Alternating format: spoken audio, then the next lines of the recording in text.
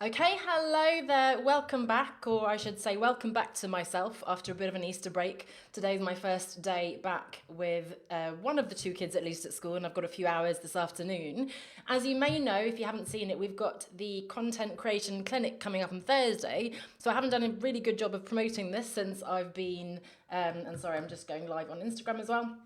I haven't done a great job of promoting it because I've been on Easter holidays. So I thought it would be useful to come on and talk about it. So this is the Content Creation Clinic coming up this Thursday. I believe it's 1 o'clock UK time. Let me double check that. Yes, 1 o'clock this Thursday, the 18th of April, and it's a 1.5 hour session. It's one of our paid sessions. Good to see you, John. And it'll be a really practical one. But in order to prepare for that session, I thought it'd be useful to introduce you to my theory behind content. Now, first of all, if you don't know me, my name is Anna Lundberg. I built my marketing career a long time ago now, and that's how old I am, at Procter and Gamble. And in fact, content, and in particular brand content, digital content, was my thing. And so I have a particular sort of passion for this, and some really robust frameworks that, because of sort of more than a decade of doing it. And while of course channels and tech changes, AI, TikTok, blah blah blah, the strategy behind it, the high level thinking, is still very much appropriate and very much needed. And so this is around creating engaging content, creating content then, yes, will convert clients in your solopreneur expert business, but also, perhaps most importantly, that doesn't give you burnout because you're just on that hamster wheel of creating content after content after content. I've definitely been there, creating too much. I had these complex Excel files, Google Docs that I gave to my assistant that we scheduled and so on. It's all very well to have those templates and to use technology and assistance and so on, but let's face it, we are just a small business, even though we may have big ambitions and we want to scale, compared to the big multi-million, billion-dollar, whatever brands that I was working on before. I don't think we need that same level of complexity, number one. And number two, we just don't have those resources. And the good thing these days is that we don't have to have those big budgets and agencies to compete, but it also means that I think we really want to keep things simple. So without further ado, I wanted to introduce you, like I said, to a few of my concepts. Now, if you do, I should grab my book. If you have read my book, just a second. You will know, and if you've been to any of my other trainings outside the 9 to 5, there's a whole, one of the 5 pillars that I talk about is effective brand building, personal brand building. Oh, my iPad's decided to turn itself off. And there you go, hopefully you can still see that. And part of that pillar is creating content. So if you're familiar with that from the book or from the Business Academy, you'll know a little bit of what I'm talking about, but I still think it's worth repeating, and especially if you're not familiar. So the first concept, I hope you can see that, is what kind of content we want to be creating. And I've added a third circle to this Venn diagram since I worked at P&G. But if you imagine, this is with a chart I used to always do back in my corporate marketing days. We have, this is me, this is my business, the brand, the business, whatever you want to call it. And this is the client, the audience, the customer, whatever you call that. And the ideal sweet spot of content is really here, right? It's stuff that you want to talk about that makes sense from your brand perspective and that will feed into the programs that you have. But also, importantly, and 10, 15 years ago, this was not the case in our brands, that the customer, that the audience wants to know about. So it's not just, hey, buy me. It's really helping your client. That's why we've got to this world. Hi, Debbie, really nice to see you. That's why we've got to this world of creating a lot of valuable content, right, for our audience. And that's really important. But of course, we also want to make sure that content is working hard.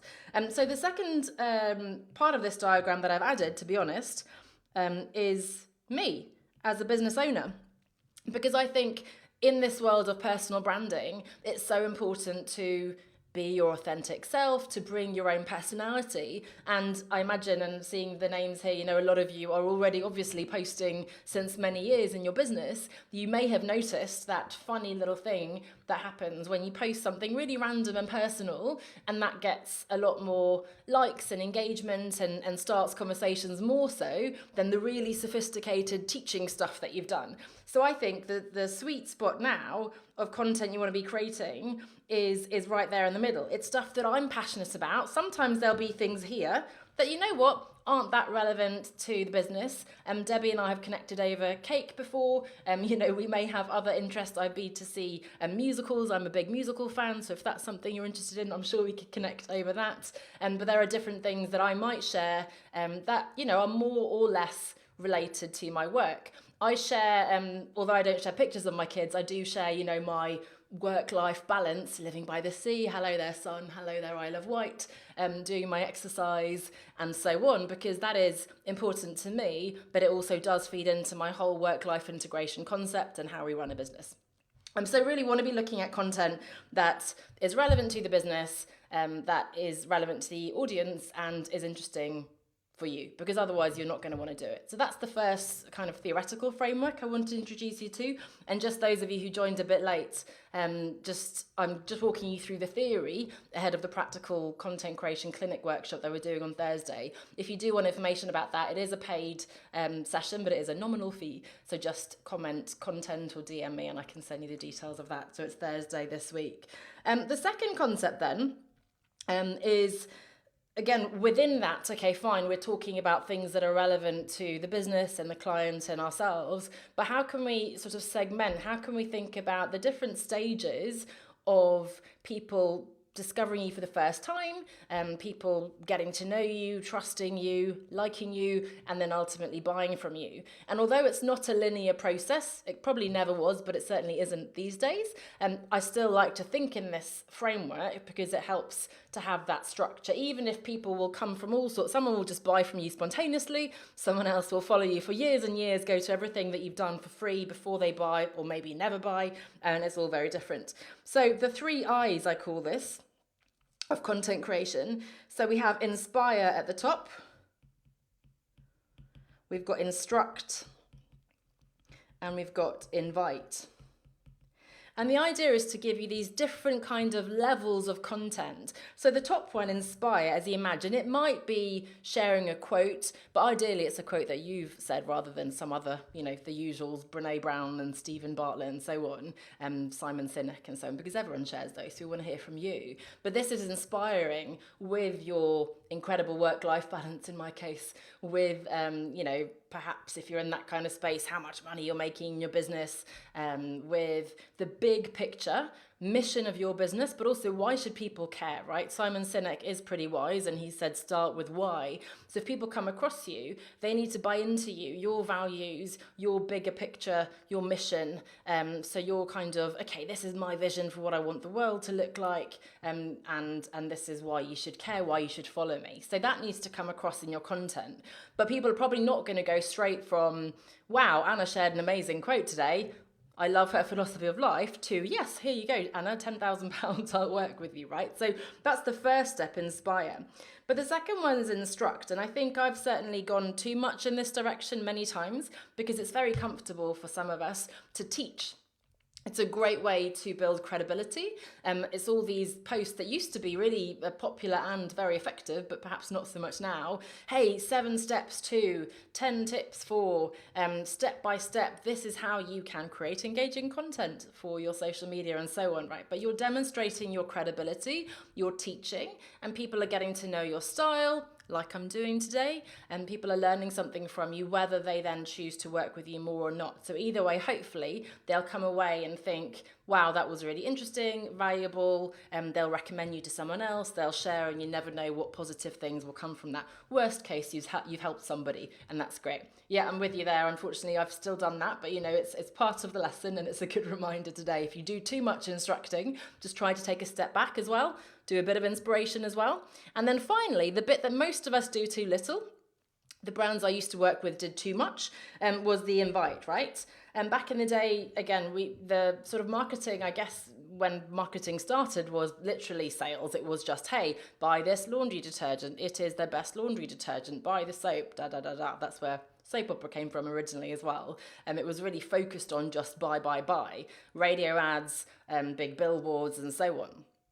With content, the 0 moment of truth, as Google called it, engaging stuff, and sort of we have celebrities and you have these big adverts. It's not just buy, it's this whole aspirational world of luxury. In my case, I worked in perfume and makeup, and of course these beautiful sometimes naked celebrities selling perfume, and of course that's what we aspired to be, and that was much more storytelling. But a lot of us, and I see you people, a lot of us then don't do enough these days, because we only teach, we only post inspirational quotes, and we forget to go, hey, I'm a coach that does XYZ. I help this type of person. You can work with me in my business accelerator program. Here's what it costs. We start on Monday, click here or message me to have a call, whatever it is, right? We forget to say, this is how you can work with me. This is the price, or this is the next step. And although we think we're talking about this all the time, I was in a Facebook group. I think it's a membership group, which just for some reason started popping up. You know how the algorithm works on Facebook. If you click on one thing, it brings you into this whole world. But it suddenly started showing me these posts, and somebody said, hey, I don't understand. Is there a program? Can I work with these people? All I can see is the stuff they're posting here. So this was an entire massive Facebook group designed precisely to nurture people into this membership program, where they taught people how to run memberships. And none of these people knew that the person running the group actually had a membership group where you could learn how to do membership groups, right? So you just forget sometimes, oops, I think it's really obvious. And I've been doing this for a long time. Yes, I've changed my programs and so on, but I've got people in my community who still go, oh, hey, I don't understand the difference between this program and that program. Oh, I didn't realize you had this. And that's on me. So I need to make sure it's super clear what I'm offering, what the options are, how we can take that next step. And I need to do that quite a bit. So unfortunately, we might think that we're being really boring and saying again. There's some statistic now, I think you're supposed to say things 17 times for people to remember. They need to have seen maybe one inspirational piece one day on the way to work. Another day they'll watch a workshop with you. Another day they'll see your post, they'll think, oh yeah, I do want to look at that, forget all about it. And that can go on for days, weeks, months, right? So when we think we're being annoying and reminding people and sending emails, mostly if they're the right person for your program, they won't be annoyed, they'll be glad. I'm like, thanks so much, I meant to sign up to this thing and I forgot. So it's actually a valuable thing. If they don't want to work with you, then no great loss, they weren't going to be your person anyway. Yeah, and organic content is such a huge piece, right? If you mean, there was obviously organic content and there's paid content, but it's also trying to be quite natural and authentic. And again, I found when I was doing too much planning and scheduling and so on, I kind of lost track of what was going out. And I might be on holiday, but all this automatic stuff is going out. And that feels a bit inauthentic, because it looks like then I'm kind of posting all the time, even though I'm also kind of role modeling, taking time off, and it all gets a bit confused. And so I like to do a bit of a mix of planning and then some kind of organic in the moment content as well. And if you think of, Instagram, for example, of course, you've got kind of the posts and the reels and things that tends to be a bit more planned out. And then stories can be a bit more in the moment. And most platforms have that kind of balance. And I had a third model. What could that possibly be that I was going to share? Let me think of the theory that I was going to share with you. We've gone through the business, client and me, so that if you missed the beginning, I was really thinking of the sweet spot between the type of content is going to be in the intersection of what's relevant for you, your brand, your business, what you're building. Number one. Number two, then your client, your audience, what they need to know. I might be going, hey, this is how you can create a template for your content, and my client doesn't care at all about a template. They're stuck on how to work out who their ideal client is or how to raise their prices or something, right? So it needs to be something they're interested in and want to learn about. And then finally, there's that piece on personality and me, that little quirks and things that are interesting for people to engage with. The second model then is the inspire, instruct, invite. And you can lay that onto a kind of, if you're familiar with the funnel, and obviously these are kind of upside down now, we used to call it awareness at the top, when people find out about you, consideration or engagement, and then finally kind of purchase there. And by the way, of course, it doesn't end there, because then you have loyalty and advocacy and repurchase, because hopefully you're doing an amazing job serving your clients and they'll come back and they'll recommend you to others. And the third one is not so much a framework as a theory still, a mechanism, which is the importance of repurposing your content. And with this model at the top, I always came up with sort of, I've got my 5 pillars of building a life and a business outside of the 9 to 5. That gives me 5 themes. And under each of those themes, then I have all lots of topics, and I can do every week, I can do a different topic. I can do one pillar for 2 months and then the next pillar. I can play around with that in lots of different ways. But the key theory behind it, the mechanism, is to repurpose. So if you look at what I'm doing at the moment, and this does change all the time, I record a podcast. What should I draw? I'll do a microphone. That doesn't look like a microphone. There you go. Microphone. That's a bit better. I'll record a podcast. I also now have my little video here, my phone, to record a short film that then you'll see. Today it just went out on Monday, my little reel that goes to Instagram, YouTube, TikTok in some kind of format. So that's a short little piece there, right? Then there'll also, of course, be a written post. That might then also feed into a particular event. So it could be I'm running free live sessions, or it could then be a paid workshop, for example, in this case. And then that, of course, ultimately then feeds into, let's say, the accelerator program in my case. But it's repurposing stuff. So you might have written a blog post, a longer thing, right? You can transcribe the podcast. If you don't have a podcast yet, you choose something else. When I first started, I started with the blog, and then I actually used to read the blog for the podcast, which wasn't particularly engaging at the beginning if you listen to the first few episodes.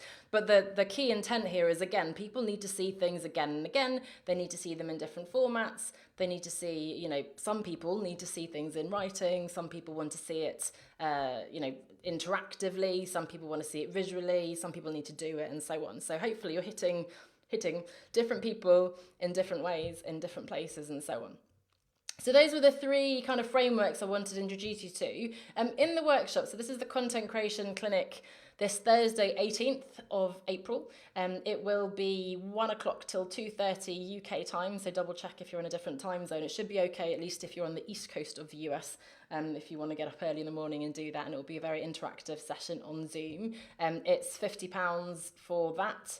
And we'll have a super practical session. So the first thing we'll do is a bit of a recap on the theory, but then we'll really come up with, or make sure that you have clarity on your strategy. So what is the offering that you're pushing over the next quarter, over the next 3 months, 90 days, whatever you want to call it, and who is the client that you're targeting, what are your themes? And then we'll look at mapping that out then, and dividing that into themes and topics for the next 12 weeks. And we'll look at planning how you're actually going to create that content, and then finally actually translate that into a calendar. So it's a lot. We've got high ambitions, but it'll be a really working session. And hopefully that session, of course, you can ask me any questions if you're watching it live. There will be a recording, but it's best to join live. But we can really sit down together and find a way to make that work. If it sounds overwhelming, that's not the intent. It's a lot, but my whole philosophy behind it is we want to simplify. So please don't feel like, oh, it's too much. We will find a way to make it work, whether you're just starting out or whether you, like me, have too much content and you're trying to find a more kind of strategic filter for it. So I'll leave it there for now.